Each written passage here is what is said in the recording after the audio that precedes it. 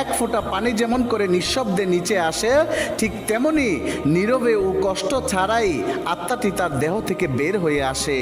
সেই সময় অন্য দুজন ফেরেশতা বেহেশত থেকে সুগন্ধি মাখানো একটা নরম সুতার সাদা চাদর নিয়ে আসেন এবং তার আত্মাটিকে সেই চাদরে আবৃত করে আকাশের দিকে নিয়ে যান। তারা যখন আকাশে পৌঁছান তখন অন্য ফেরেশতারা সেই আত্মাটিকে দেখার জন্য এগিয়ে আসেন।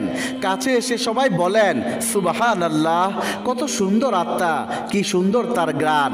তারপর সবাই জানতে চান এই আত্মাটি কার। উত্তরে আত্মা বহনকারী ফেরেশতা বলেন, তিনি হলেন ফুলান ইবনে ফুলান। নবী আরবিতে বলেছেন, বাংলায় এর মানে হলো অমুকের সন্তান অমুক। বাকি ফেরেশতাগণ তখন আত্মাটিকে সালাম দেয়। তারপর আবার জিজ্ঞেস করে, তিনি কি করেছেন, ওনার আত্মায় এত সুঘ্রাণ কেন?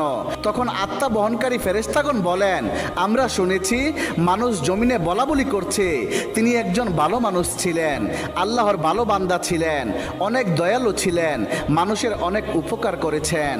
এইটুকু বলার পর নবীজি একটু থামলেন।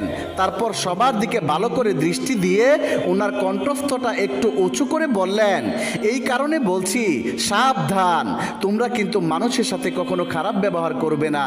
তুমি মারা যাওয়ার পর মানুষ তোমার সম্পর্কে যা যা বলবে, এই আত্মা বহনকারী ফেরেশতারাও আকাশে গিয়ে ঠিক একই কথা অন্যদেরকে বলবে। এই কথা বলে নবীজি আবার একটু চুপ করলেন এবং কবরের দিকে দৃষ্টি দিলেন।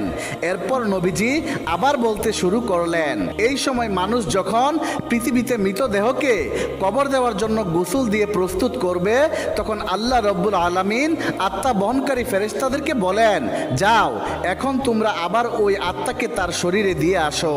মানুষকে আমি মাটি থেকে বানিয়েছি, তাই মাটির দেহে তার আত্মাকে আবার রেখে আসো।